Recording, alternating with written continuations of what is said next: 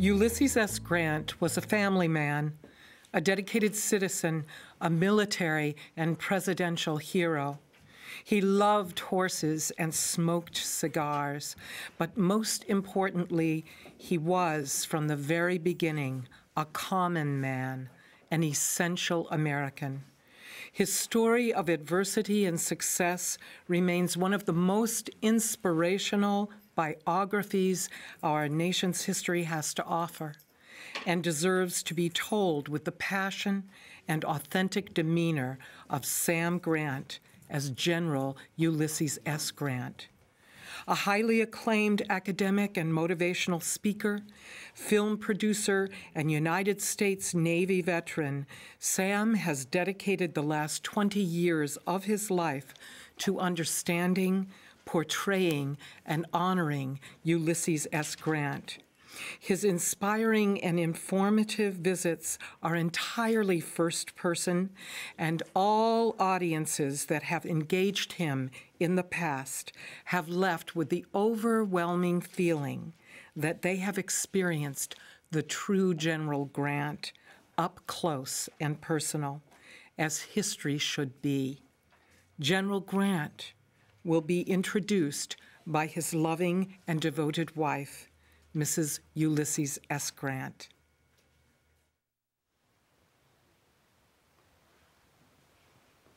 Good evening, ladies and gentlemen. It is my greatest pleasure to introduce to you this evening your general, your president, your hero, although he will be very angry with me for introducing him as such. For an evening in his honor strikes the greatest fear in his heart. You see, my husband is not gifted in the ways of public speaking, but he is a good soldier, and he will rise to the occasion as best he can. For it is his duty this evening to share with you his experience in the Civil War and to honor the soldiers and sailors who fought at his side, the women who supported them, and the land and the Union for which they fought for long and bloody years. But who was this man who brought an end to such a devastating and horrendous war, and healed the wounds of the North and South with a wisdom and a kindness and a foresight unknown on leaders of this age or any other? Well, in the words of William Tecumseh Sherman, our dear friend and ally, he says, "Grant is a mystery to me, and I believe he is a mystery unto himself." My husband is the most unlikely of military heroes.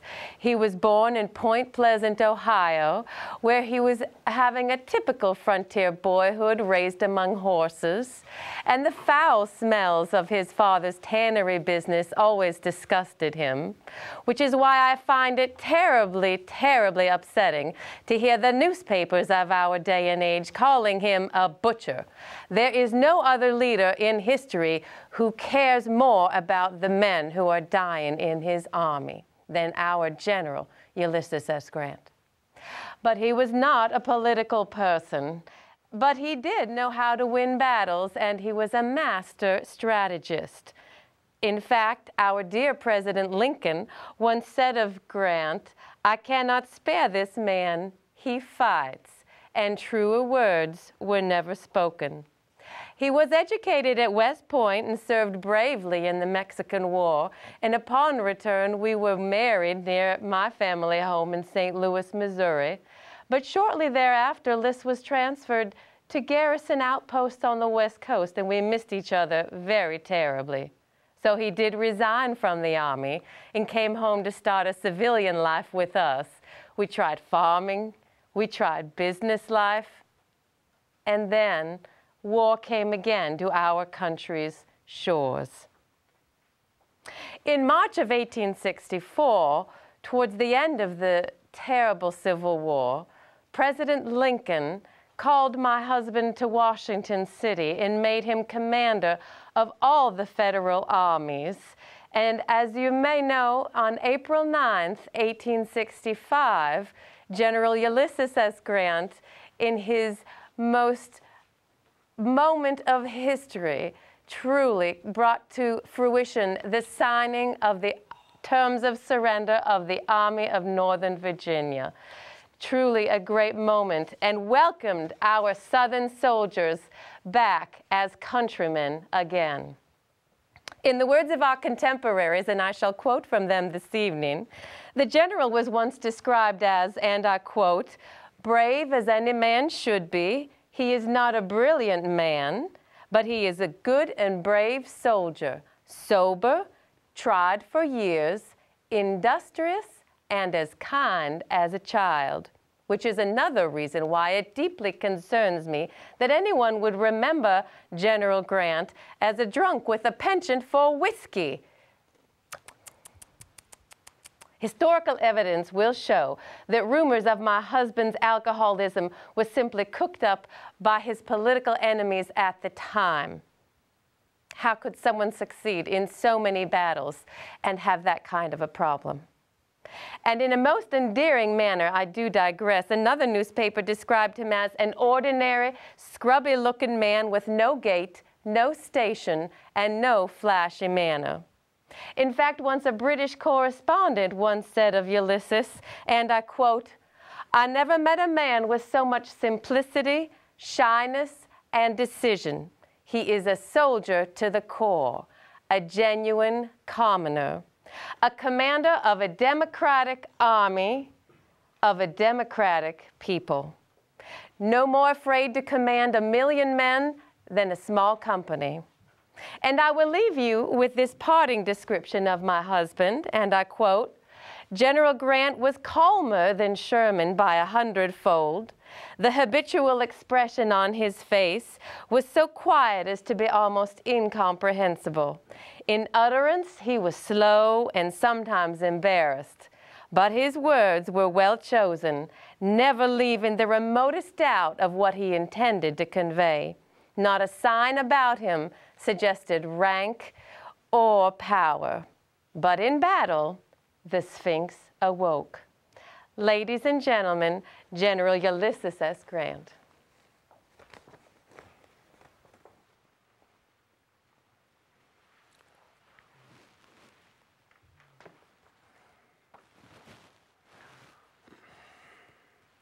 Gentlemen, ladies, being entirely unaccustomed to public speaking and without the desire to cultivate the power, it is impossible for me to find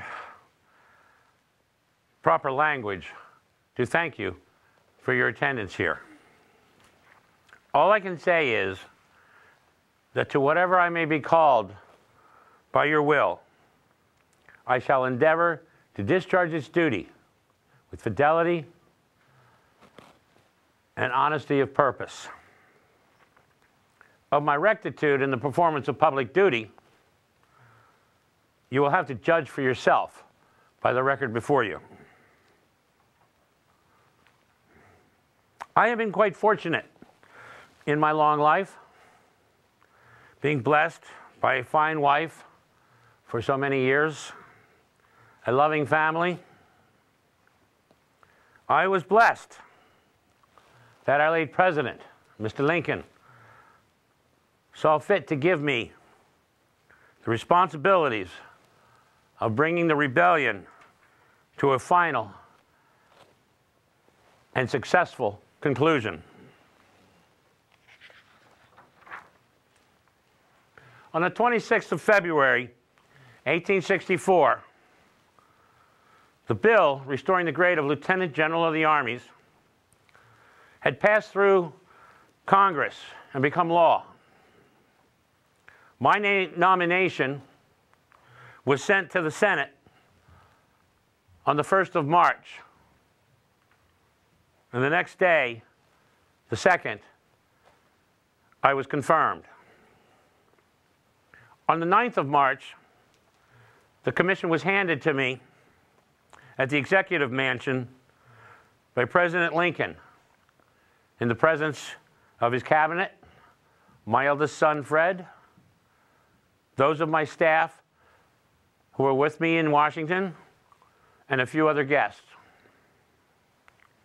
On the following day, March 10th, 1864, I set my headquarters at Culpeper Courthouse in Virginia, determined to find a means to bring the war to a just and honorable close. It took another 13 months, almost to the day, to complete that task. And on the 9th of April, 1865, early in the afternoon, General Robert E. Lee surrendered his Army of Northern Virginia. There was still General Johnston's ragtag army confronting General Sherman in North Carolina and a number of garrisons throughout the South. But Lee's surrender, acceptance of the terms, effectively ended the war.